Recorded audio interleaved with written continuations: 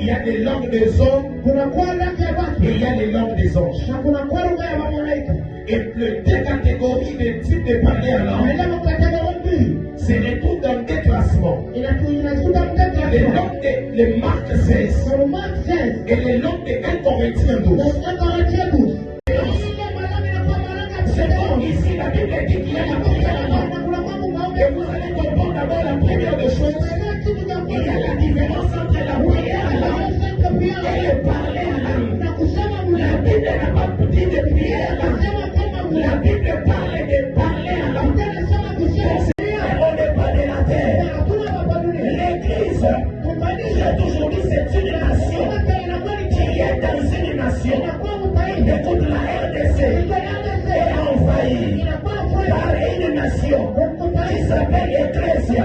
Totalement spirituel. Et parmi les éléments qui déclenchent les réveils spirituels dans la vie de quelqu'un, dans une église, dans un endroit, dans le ministère de quelqu'un, c'est de parler à langue. Ça c'est vrai. Vous savez, c'est un élément qui permet à ce que l'esprit soit éveillé. C'est un élément qui permet que les réveils puissent localiser l'esprit. La plupart des hommes de Dieu, vous allez voir, leurs ministères ont explosé. Ils sont passés des jours en retraite. Ils sont passés des jours en train de parler à langue. La première fois que j'ai rencontré le prophète, c'est les Misaki à moi, c'était en 2016. Il venait de Bakongo. Au niveau de Fizi, là où il habitait, il a commencé son église en tôle qui était tout petit, ça de 2 mètres. Et je le voyais tout le jour, il passait. Il parlait en langue des Z et des Z. Quel est cet homme qui parlait de langue? Jusqu'à ce que j'allais pour écouter juste son parler.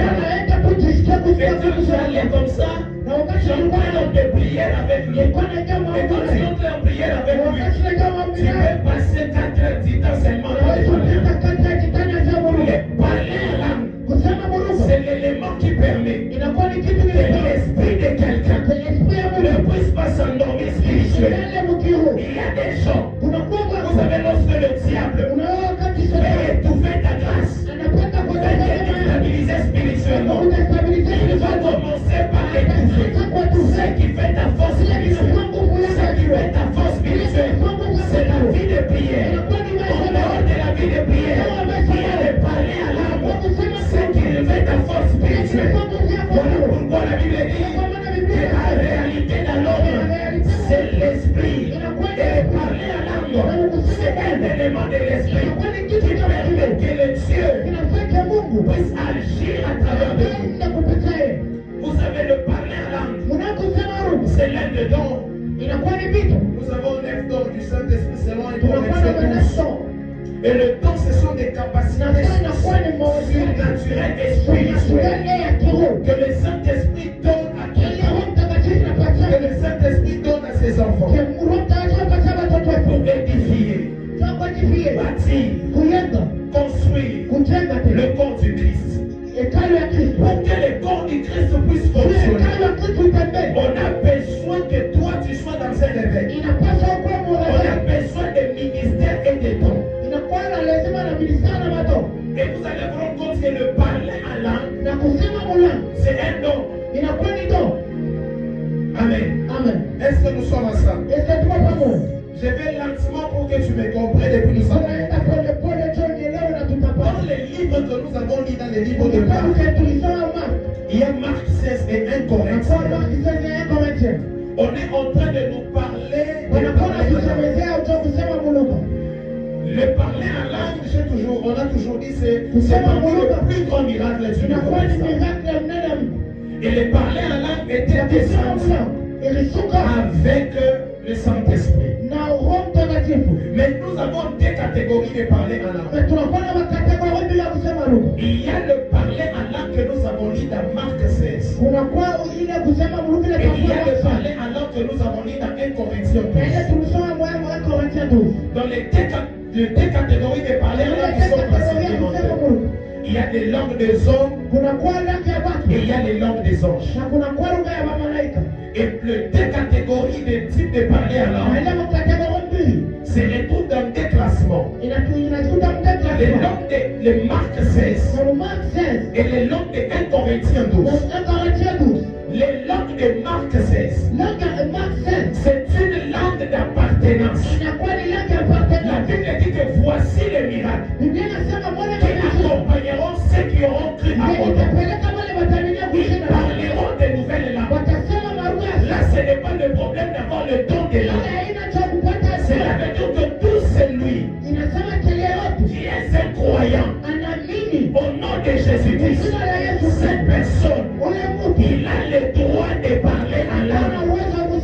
Parce que tu es un chrétien, parce que tu es un croyant, tu as ce privilège d'être dans le corps du Christ. Et parmi les privilèges-là, tu vas chasser les démons au nom de Jésus. Tu parleras de nouvelles langues au nom de Jésus. Ces langues, ce sont des langues d'appartenance. C'est comme ici, la Bible dit qu'il y a la prière en langue. Et vous allez comprendre d'abord la première des choses.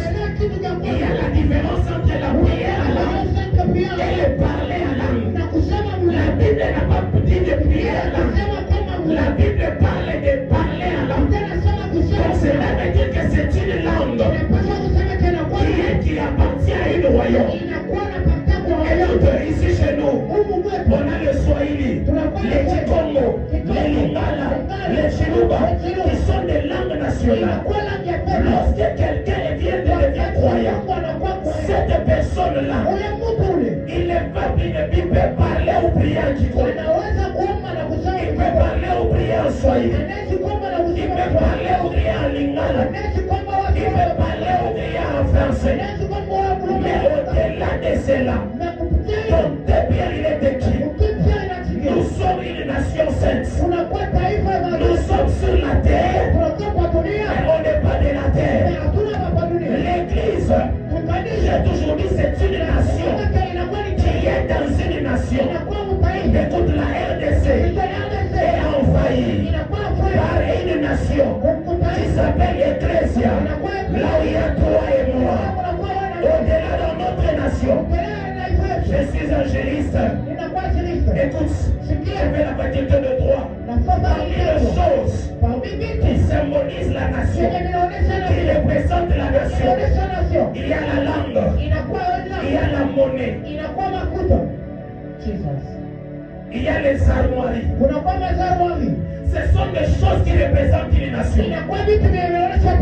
Et parmi les choses qui va représenter que toi tu es dans la nation ecclésiale, Marc il est écrit, ils parleront des nouvelles langues. Écoute, je vais te dire, vous avez le problème avec le corps. Les langues de Marc 16, ce ne sont pas des dons. Le don vient du Saint-Esprit. Et on attend que le Saint-Esprit nous utilise pour que nous puissions manifester les dons. Et moi j'ai toujours dit, parler en langue de Marc 16, c'est comme la voyance. C'est une application qui est dans un téléphone. Quand tu veux, tu ouvres, tu entres, tu vois. C'est le signe. Voilà pourquoi il y a des gens qui peuvent nous condamner. Et on défie ce qu'il arrive à la chair. On ne sent même pas l'atmosphère. Mais il commence à parler à langue. Les langues de Marc 16, ce sont des langues qui sont enregistrées. Je n'ai pas besoin que je sois rempli du Saint-Esprit pour que je puisse parler de cela. Même en cours de route, je parle à langue. Moi-même, quand je vais là, je parle à langue. Avant de venir, je fais des heures du temps de parler à langue. Donc, je parle à langue dans ma vie à tout moment. Pourquoi? Parce que les langues de Marc 16, ce sont des signes d'appartenance. Et tout, laisse-moi te dire, tu étais croyant, tu étais chrétien, qui ne parlait pas la langue. Aujourd'hui, comme un prophète, je t'annonce qu'à partir de maintenant, Dieu va ouvrir ta langue, Dieu va ouvrir ta bouche, tu vas commencer à parler. parler. Lorsque tu seras dans la maison, et les gens verront qu'il y a quelqu'un de chez nous. Vous savez, lorsque tu es à l'étranger, tu écoutes quelqu'un en train de parler la langue de chez vous. Quand tu es loin, ça nous arrive. Tu peux travailler, tu es trop loin. Mais tu écoutes quelqu'un en train de parler Swahili. Nécessairement, je m'arrête. Je vais saluer les messieurs. Je lui demande où est-ce que tu connais le Swahili. Il me dit, j'ai habité en Tanzanie. Soit j'ai habité en République démocratique de Congo. Directement, j'ai dit, ce monsieur, il est de chez nous. Écoute, à partir de maintenant, on va t'identifier. Pas de parler à l'argent. Il y a des choses qui ne se passaient pas dans ta vie parce que tu n'étais pas identifié spirituellement.